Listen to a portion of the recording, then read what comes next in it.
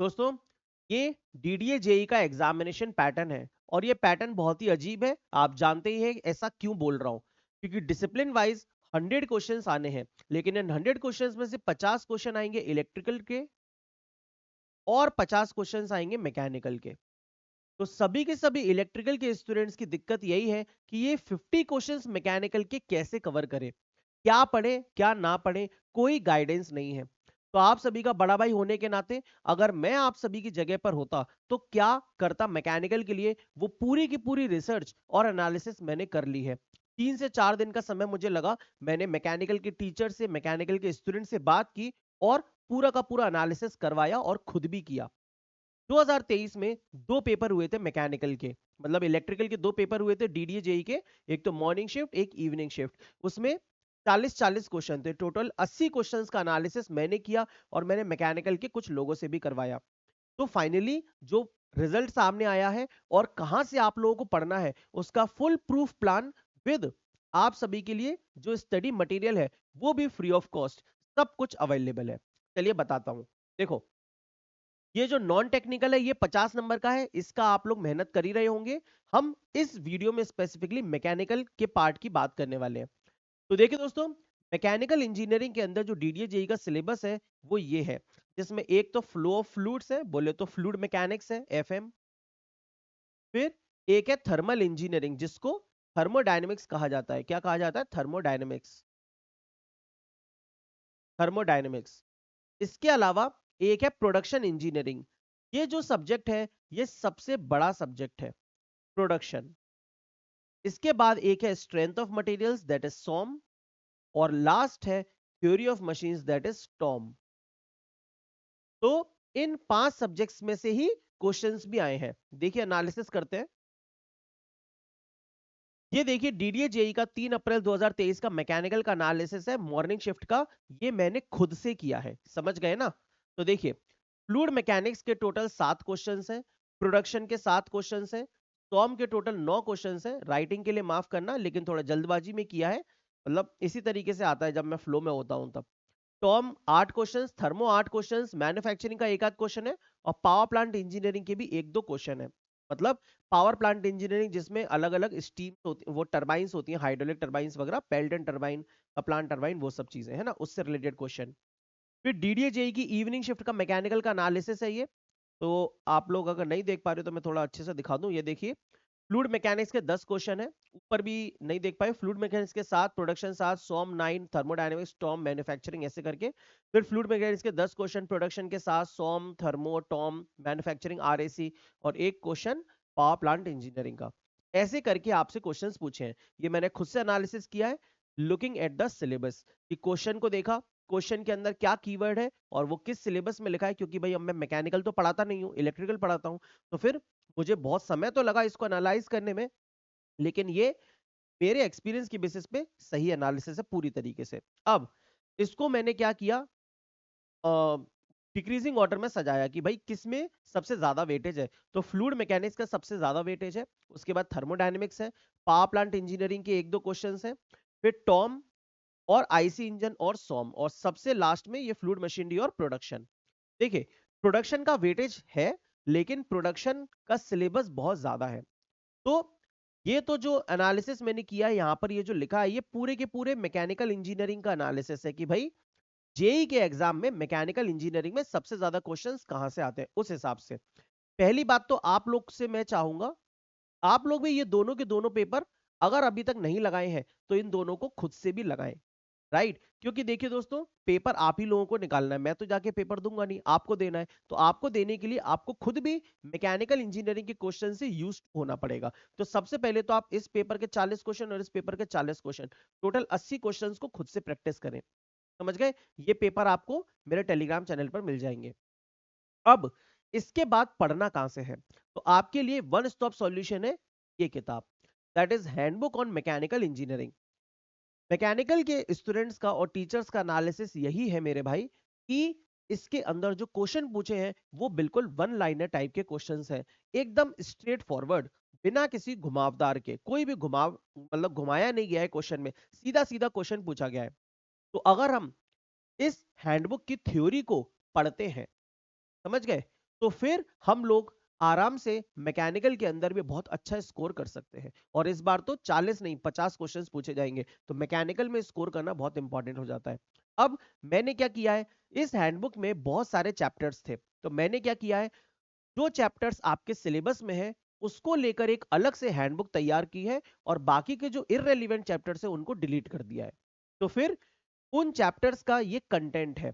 तो ये देखिए, ये मैंने खुद से तैयार किया है दोस्तों, ये पूरी की पूरी मेहनत सिर्फ आप लोगों के लिए की है, आपका बड़ा भाई होने के नाते। तो देखिए, फ्लूइड मैकेनिक्स के 2 से लेके 61 पेज नंबर तक पूरे के पूरे थ्योरी है, ये जो हैंडबुक है वो। फिर उसके बाद बेसिक थर्मोडायनेमिक्स है पीडीएफ में 62 से 77 पेज नंबर तक। फिर पावर प्लांट इंजीनियरिंग है 78 से 91। फिर आईसी इंजन है 92 से 99 तक। फिर टॉम है 100 से 135। टॉम है 136 से 158। और material science and production engineering. ये कौन सी पीडीएफ है, कहाँ है सर ये रही भाई, मैकेनिकल मेड इजी हैंडबुक। कहाँ है टेलीग्राम चैनल, ये रहा। कमेंट सेक्शन में लिंक पिन कर दूंगा, या फिर टेलीग्राम पर डायरेक्टली सर्च भी कर सकते हो, ठीक है। तो @ ऋषभ इंजीनियरिंग इनोवेशन, ये पूरी की पूरी हैंडबुक है। आपको इन चैप्टर्स की कंप्लीट थ्योरी इस हैंडबुक के अंदर मिल जाएगी। बाकी के सभी इररेलेवेंट चैप्टर्स मैंने हटा दिए, समझ गए। तो लगभग 250 के आसपास पन्ने हैं। तो क्या सर अब हम 2 महीने के अंदर इन पूरी की पूरी 250 पन्नों को रटेंगे? नहीं, आपको वो नहीं करना। आपको क्या करना है, एक बार ये जो पेपर है दोनों के दोनों, इनको थोड़ा सा एनालाइज करना है, ठीक है। और इसको एनालाइज करके कुछ टॉपिक्स लिखने हैं, मैंने भी लिखे हैं, ठीक है। तो उसके हिसाब से फिर आपको थ्योरी पढ़नी है। क्लियर? तो ये पूरा का पूरा फ्लूइड मैकेनिक्स का चैप्टर इंपॉर्टेंट नहीं है। फ्लूइड मैकेनिक्स के अंदर भी कुछ कुछ चीजें ही इंपॉर्टेंट है, थर्मोडायनेमिक्स के अंदर कुछ कुछ चीजें इंपॉर्टेंट है, ठीक है। तो वो करना है हमें सिर्फ।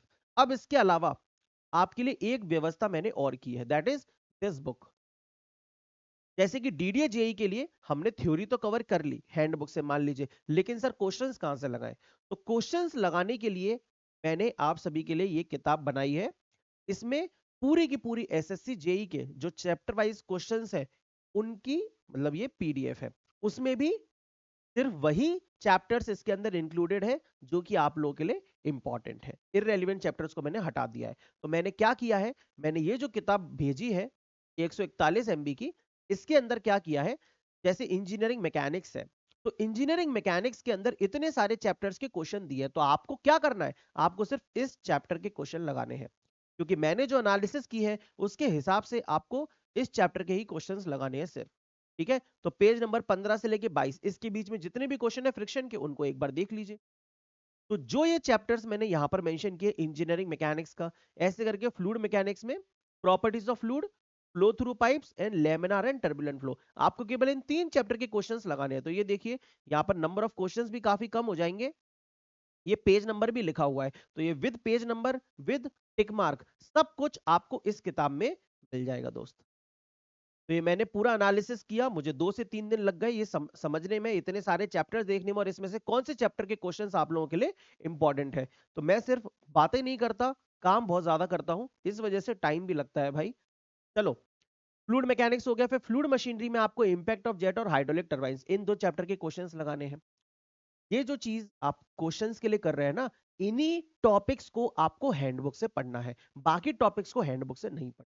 पढ़ना क्या है हैंडबुक में, सिर्फ इन टॉपिक्स की थ्योरी, और फिर इस चैप्टर की क्वेश्चन, फिर उसकी थ्योरी, फिर उसकी क्वेश्चन।